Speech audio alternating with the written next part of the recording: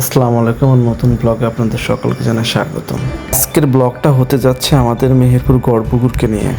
অষ্টদশ শতকের মাঝামাঝি সময়ে বর্গীয় দস্যু ও ডাকাতের হাত থেকে রক্ষা পাওয়ার জন্য এই গড়পুকুরটি নির্মাণ করা হয়। প্রায় 11 বিঘা জমির উপরে এই গড়পুকুরটি নির্মিত হয়। দেশ স্বাধীন হওয়ার পর এই ঐতিহাসিক স্থানটি অযত্নে পড়েছিল।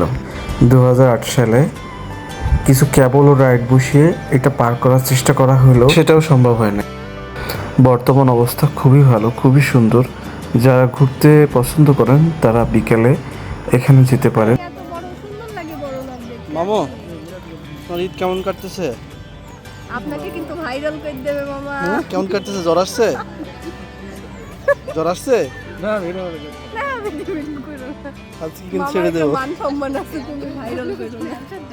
বলো বলো কেমন লাগতেছে? বাইক দিয়ে প্লিজ কাটিয়ে পড়ে গেছে। এটা হচ্ছে মামু আমার ভিডিও দেখে কিন্তু হিট দেয় না ভিডিওতে। ঠিক বলছি তো মামু? হ্যাঁ, মামার ভিডিওতে হিট দেয় না, ভিডিও দেখে। সাথে ছিল আমার এক ভাগিনা, যাকে নিয়ে আমরা অনেক মজা করছি। তো আমরা গড়পুকুরটা ঘুরে ঘুরে দেখতে থাকি।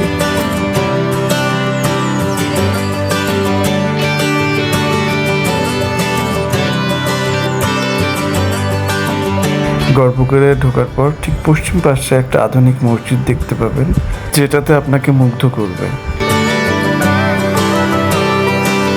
এরপর আর একটু সামনে গেলে দেখবেন ঝর্ণা। এই ঝর্ণাগুলো ছিল না, রিসেন্ট ঝর্ণাগুলো লাগাইছে। এরপর সামনে গেলে দেখবেন ছোট ছোট কিছু ফুড কার্ট দিয়েছে, যেটা আগে ছিল না।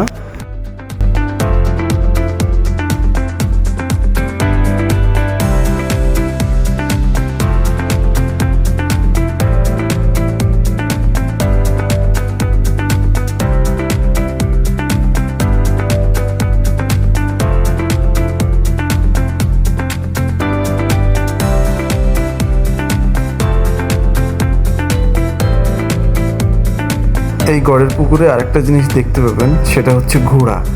ঘোড়ায় চড়ে আপনি পুরো গড়ের পুকুরটা উপভোগ করতে পারবেন। যারা ঘুরতে ভালোবাসেন তারা গড়ের পুকুরে চলে আসতে পারেন, সময়টা ভালো কাটবে।